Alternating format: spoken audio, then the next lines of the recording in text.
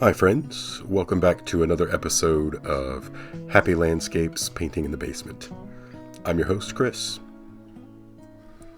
In this episode, I'm going to paint a version of Bob Ross's Winter Sun that my daughter specifically requested. I'm doing something a little different this time, recording voiceover rather than talking while I speak.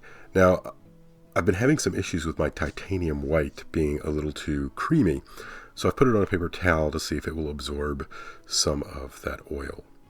I've already prepped my canvas with liquid white, which, as you will see, I had a bit of a problem with. Lids before shaking up your liquid white, because I had a disaster all over the floor. Lost a whole bunch of my liquid white. Don't do that, folks.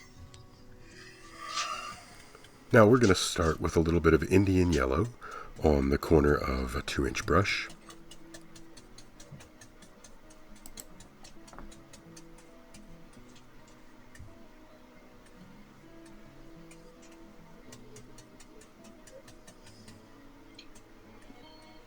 I had a little trouble getting it all on there.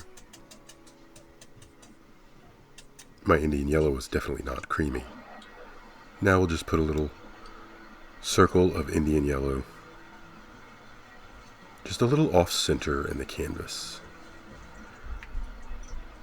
One of the things I like to do is when I'm doing a sun or something like that, I don't like to have it dead center.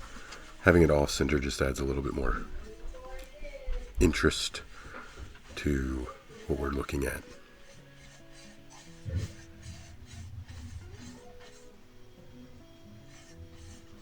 I'm actually filming this on Christmas Eve, early in the morning. I got up really early on Christmas Eve and decided to go ahead and paint this for my daughter. She's been asking for months.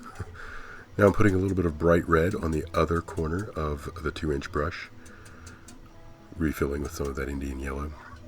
And now we're just going to make little X strokes with the red on the outside.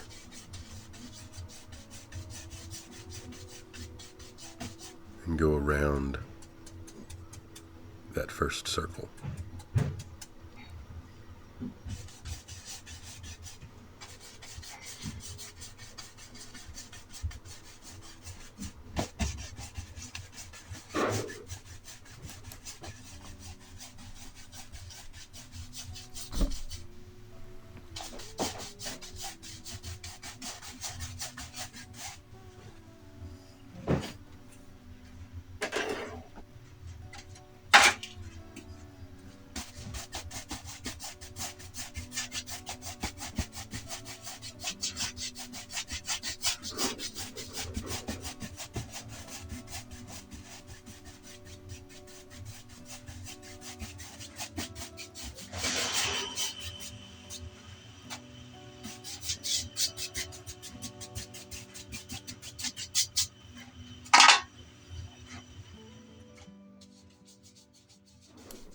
And here I'm adding some Prussian blue to the top corners of the painting. You can see that glare up in the top left-hand corner, and that's because I put a little bit too much liquid white up there on the top corners of the painting. That comes back to bite me,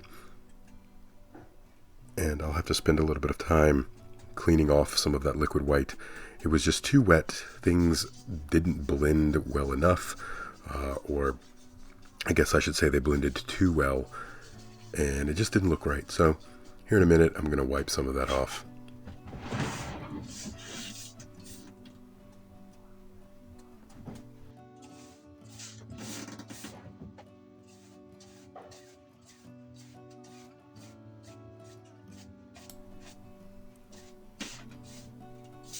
And I decided to put in some water here for the bottom. Use some of that Prussian blue for the water. Although when Bob did this, he didn't use Prussian blue. He saved the water for when he had the lavender mixture. And I do end up putting some of that in later, but I went ahead and started with some blue because I had it on the brush.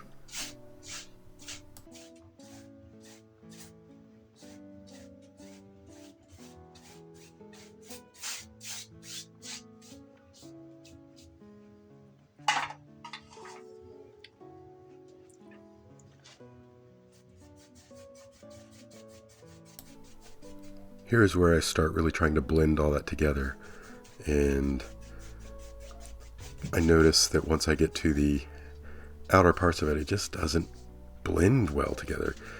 The blue and red get streaky together, and I just didn't like the way that it looked.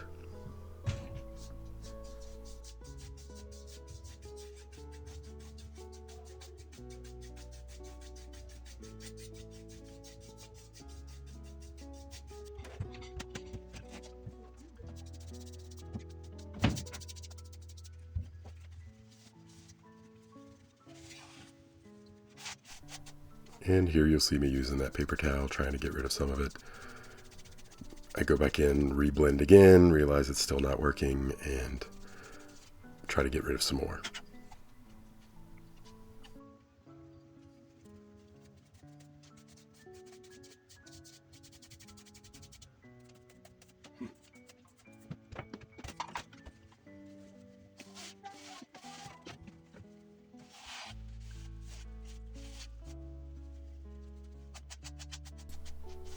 You'll have to let me know in the comments if you prefer me recording voiceover afterwards, or if you prefer me just talking to the camera like I have done before.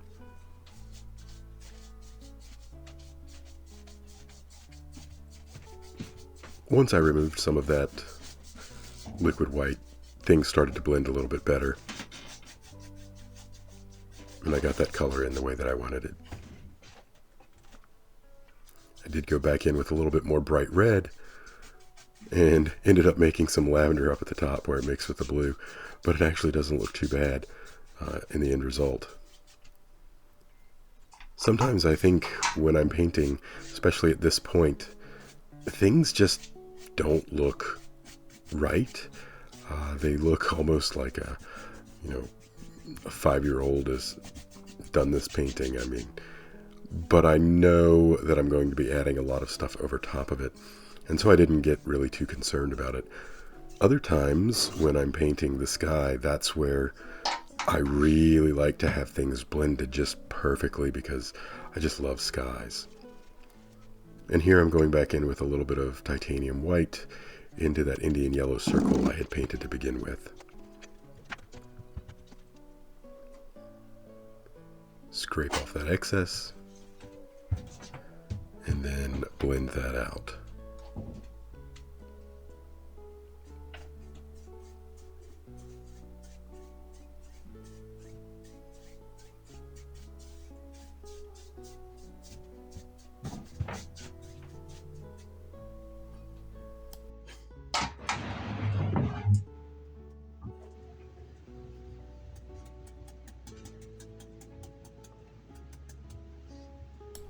I've mixed up a whole bunch of lavender with alizarin crimson and Prussian blue. And now I'm going in and I'm putting in the dark for the trees. And I'm using the 2-inch brush for this. I'm not usually a big fan of using the 2-inch brush for trees. I think mainly because the largest canvases I do are 16 by 20. But I found that it actually worked pretty well for this.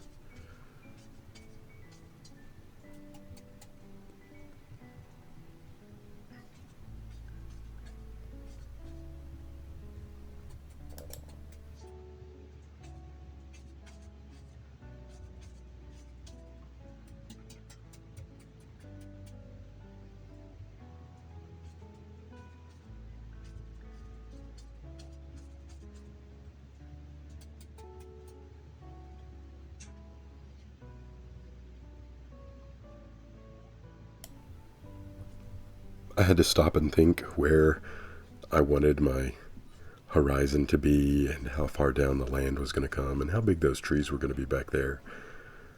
Sometimes it takes me a minute to get it situated in my head, and that big stripe of white kind of threw me off a little bit, but I knew I wanted this to be,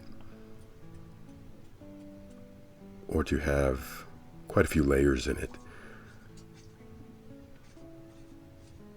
So I stopped that first layer of trees and bushes pretty high up there, higher than I initially had planned.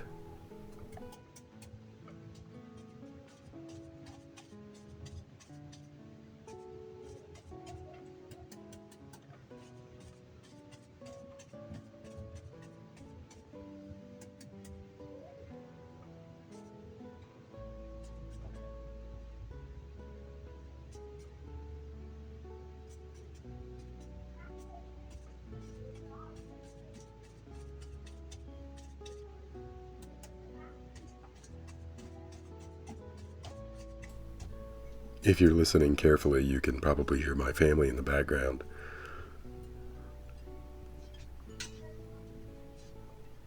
Now I'm going in with just some titanium white and laying in some snow to separate that layer of bushes from the next land flow, whatever you want to call it, that I'll put in.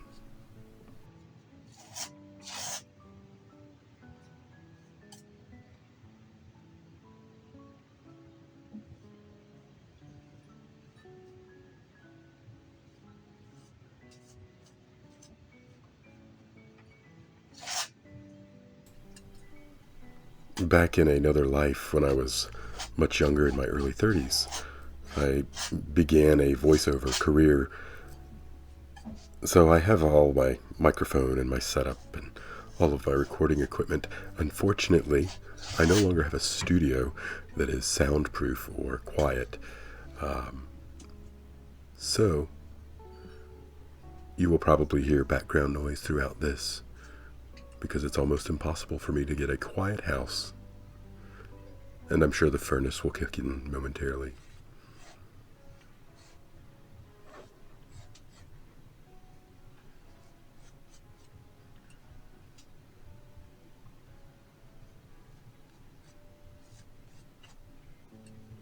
You'll see me put in several different versions of hills here with the titanium white and the snow. I started wanting that hill to sort of flow forward into the water. But as I come forward in this painting, I end up changing my mind and deciding that I don't like the look of that. I want it to look like something different.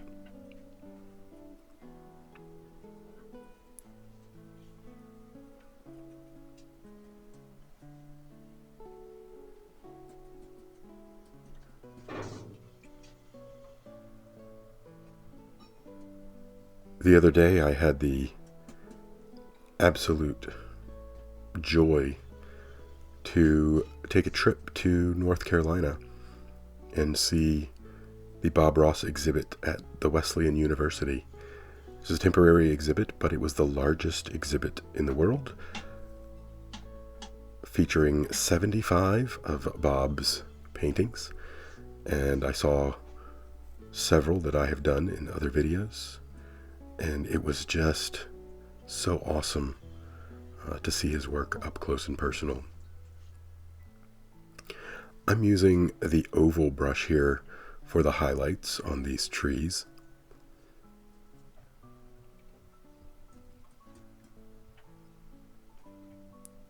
This oval brush is one of my favorite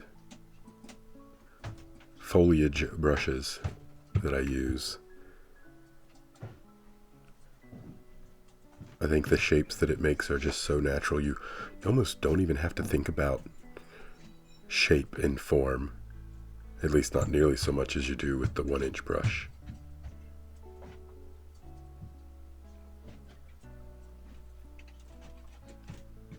But going to visit that gallery showing of Bob Ross paintings, it was about a 3-hour drive and totally worth it. I was more excited about going to see those paintings than I was about Christmas morning. And that's saying a lot, because Christmas is my favorite holiday.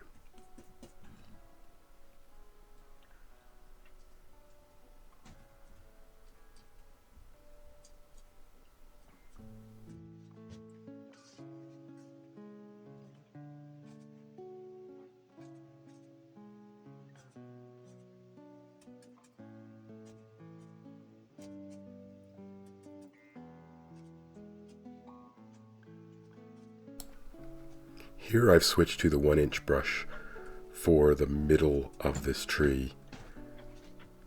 I can't really tell you why, I just felt like it would work better.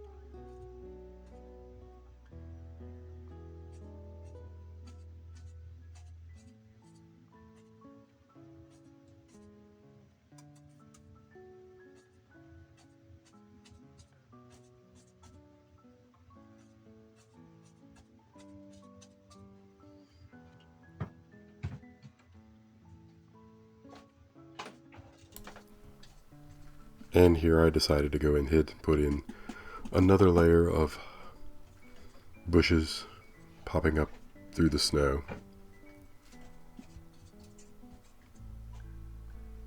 And then I end up changing my mind. I went ahead and started putting some dark color in here to pull down for reflections.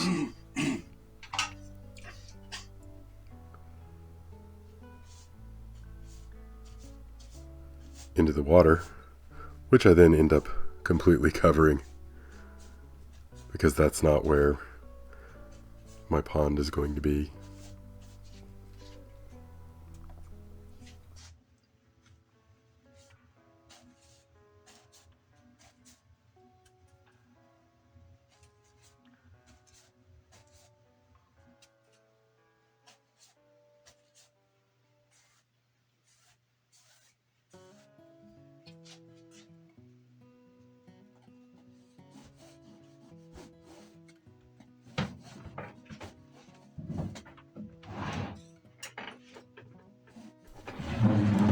I start cutting in some water lines here that end up getting covered up, and I put more in later. That's just the nature of this style of painting sometimes.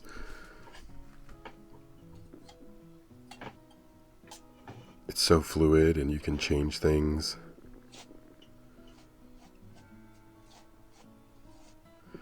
Somewhere around here is where I decide, no, I'm going to bring this land on out, completely cover up that water that I had put in. I'm using a knife and my canvas is not stretched completely tight here, so it makes it difficult to put in the white the way I wanted it.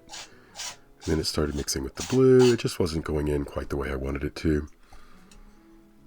So I switched to a 2-inch brush and sort of pull that white in across, get a better base, and then I go back over with some more white later.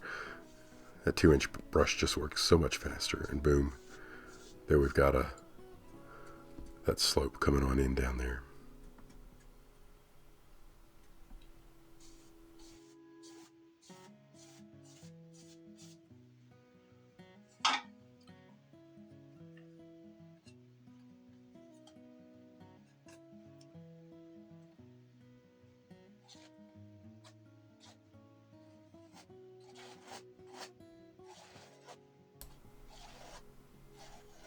Once I got that filled in with the big brush, I was able to put in the white with the knife a whole lot easier, a whole lot better.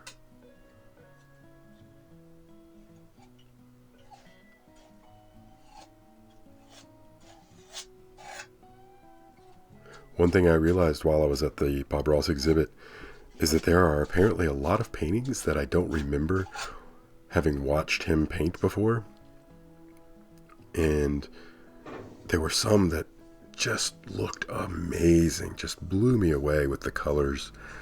And that I decided, hey, I'm gonna paint some of those, so you'll probably see me do a few of those here in future episodes. Now, I want to apologize because here one of my lights went out, and in reviewing the footage, I realized that it actually looks better without that light on, so I'm probably going, and then it came back on here. I'm probably going to continue to paint pictures without that one side light on, because the lighting was just better. Here I'm putting in some of that lavender for reflections in to be in that pond.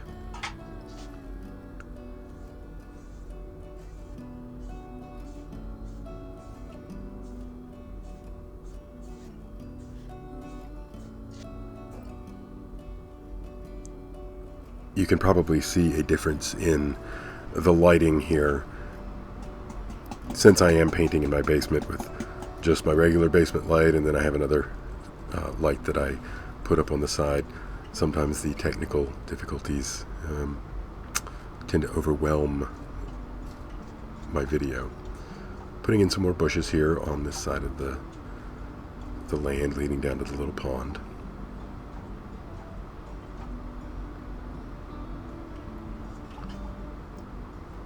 And then I'll spend some time getting the other side looking just right.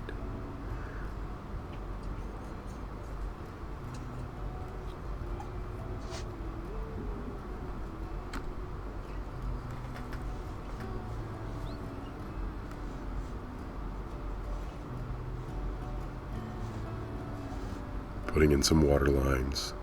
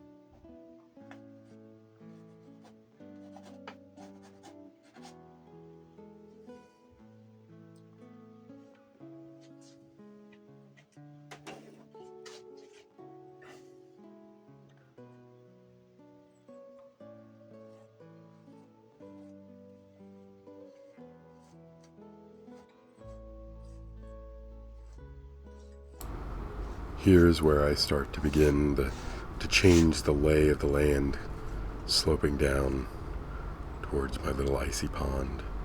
And again, I start with the knife, and then I switch to the 2-inch brush, because it just is so much faster.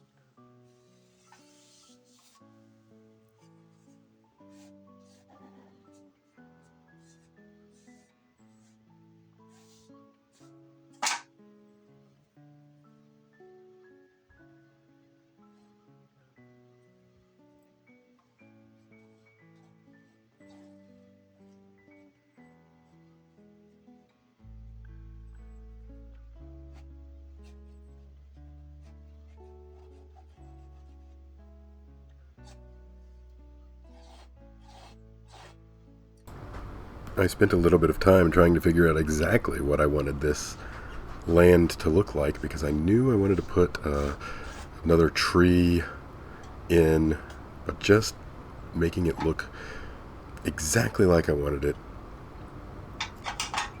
Sometimes when I start, it doesn't quite fit right or feel right.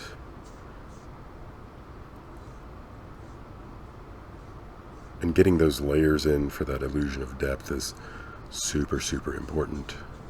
to having a good painting. And I've always found that foregrounds are some of the most difficult things to paint. I guess because the detail has to be a little bit better and more refined. The last painting I did that I didn't post was a commission. Somebody had wanted me to paint them a picture of Half Dome for a Christmas gift.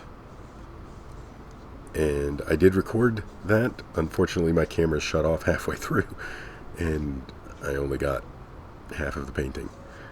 Yep, and here's where I decide to put in another hill. And I end up covering up those bushes in the corner for a little shadow. Turns out looking really, really cool, I think. But once I get that lay of the land in, then I'm able to go back and put in the bushes that I want. And I get that snow looking exactly like I want it.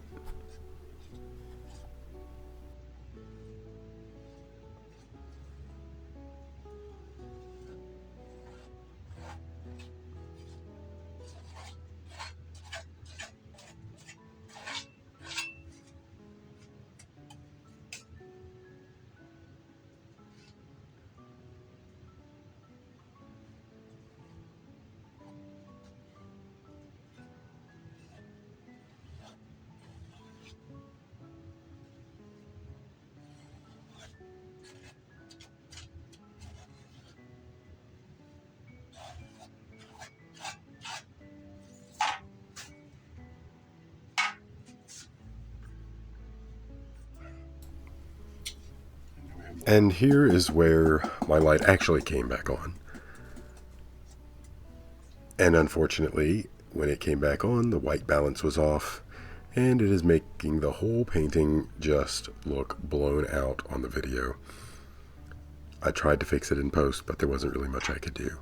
So I apologize if you've made it this far. Well, I'll talk you through what I'm doing, but the picture doesn't get a whole lot better than this until right at the end. So I am putting in some trunks with these trees, just touching with the knife with some of that dark lavender on it. I think I mix a little bit of brown in as well, but not much. It's mostly just that dark lavender.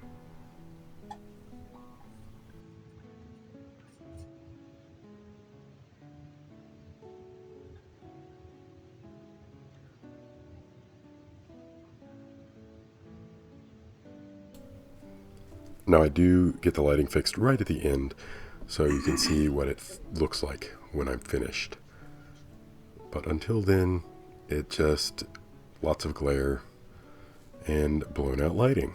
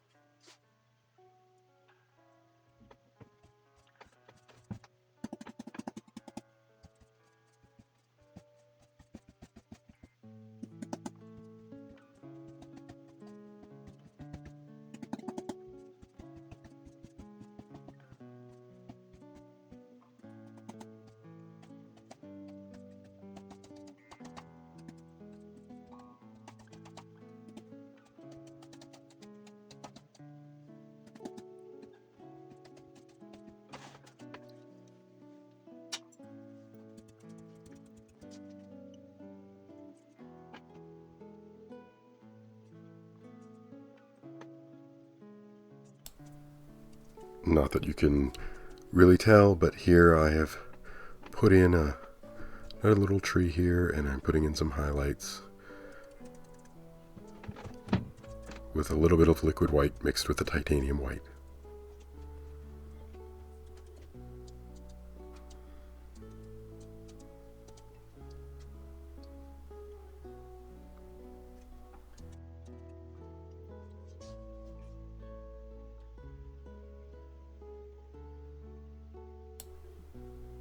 I started off a tree here, or tried to start off a tree with a mixture of brown, well actually I think it's just straight up brown, on the knife, but it was so thick. This is some older paint that was just very, very dry and stiff paint, which would be great for painting with a base layer, but trying to put it over this with the knife, it just wasn't sticking very well. The knife is what Bob used in his version of this painting. So I decide, you know what, that's not working. I'm going to switch to a liner brush.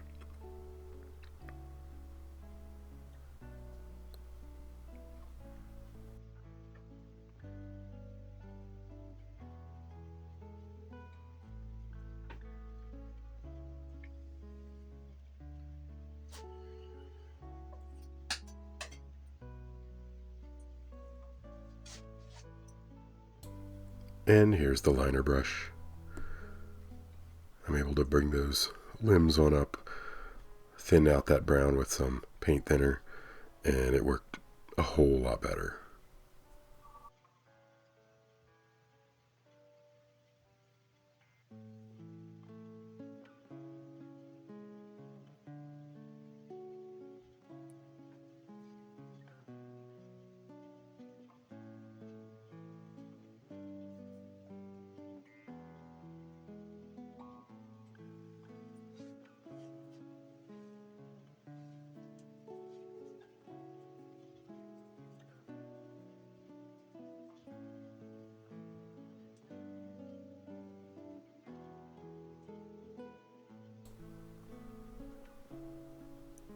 And here I'm putting off some side shoots to that little tree.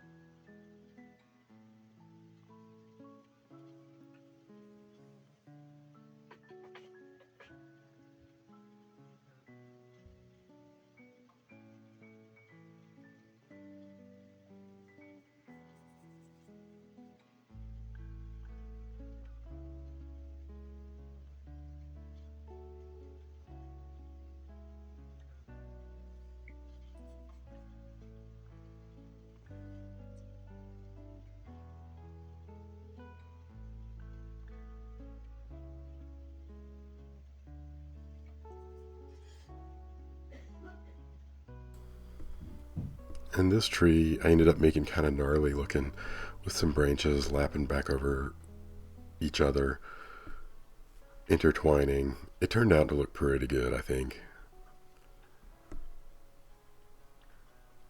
Now, as to what kind of trees these are, or would be in the real world, who knows? Maybe they're little red bud trees that in the springtime they would bloom nice and purple. Here I'm just going back over with some highlights, putting some snow in the crooks of the branches. and otherwise just touching them up a little bit.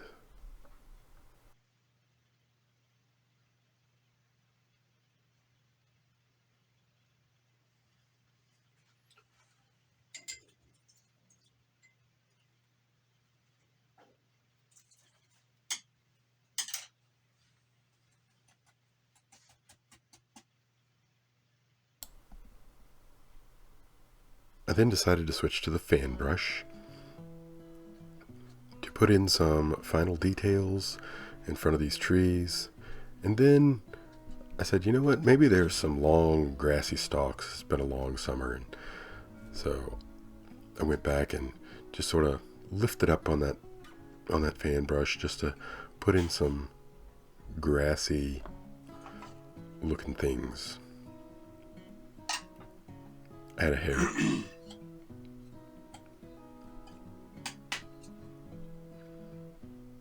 Put in a little bit of snow right here. Right on the front. It's hard to tell why I did that here, but you'll see what it looks like at the very end. So make sure you stick around and see the finished product.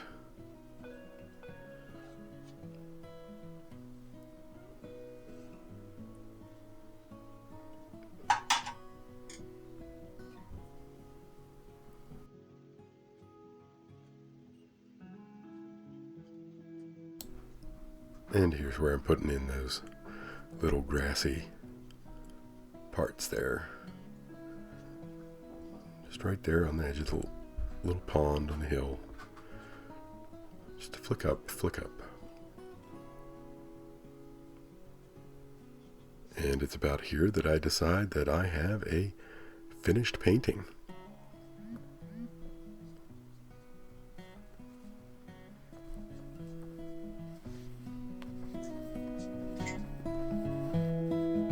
Thanks for watching, everybody. Here's the finished shot. Come on back again.